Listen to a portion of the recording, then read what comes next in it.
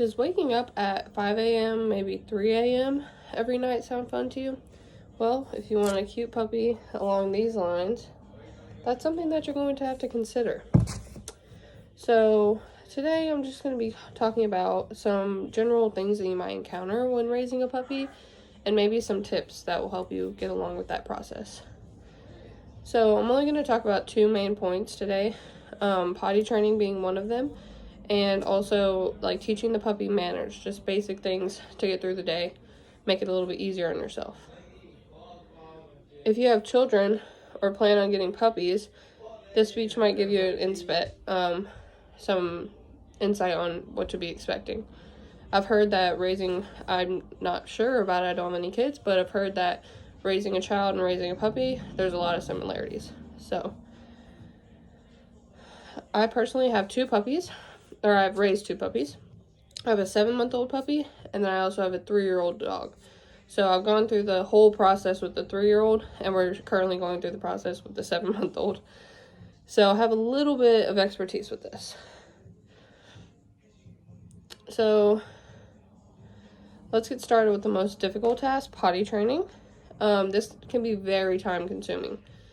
So in order to be successful, you want to have the puppy on a feeding schedule. So every day you're going to want to feed that puppy around the same time. It doesn't have to be right on the dot at 9:30 every day, but you want to make sure that it's like within 30 minutes of the same time each day. Only give water about when you're feeding them, I would suggest, because unless you're planning on taking them out every 15 minutes all day, then that makes it a little bit easier on you.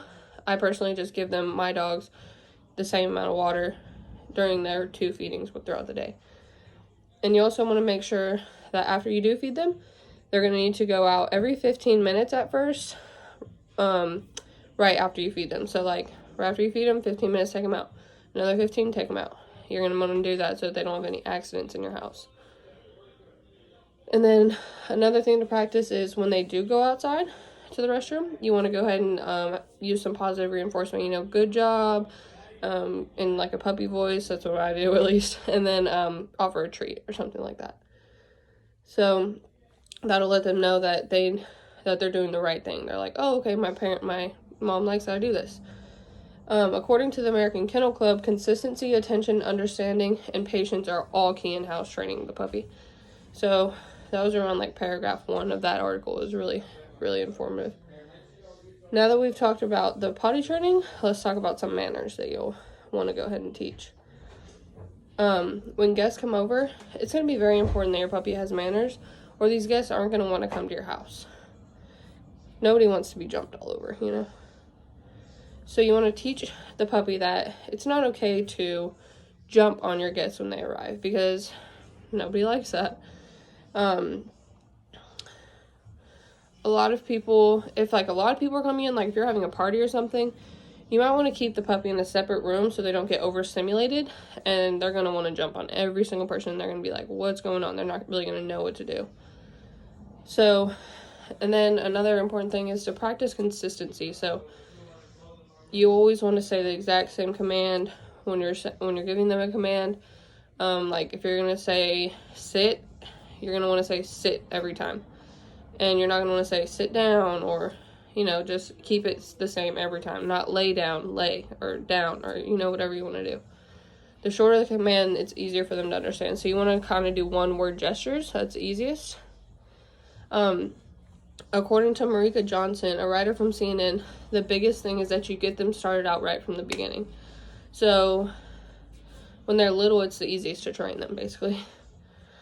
And also, according to Purina, if you and your family lead the way, the puppy's going to respect the rules that you've set down for them. So that puppy's going to want to please you no matter what.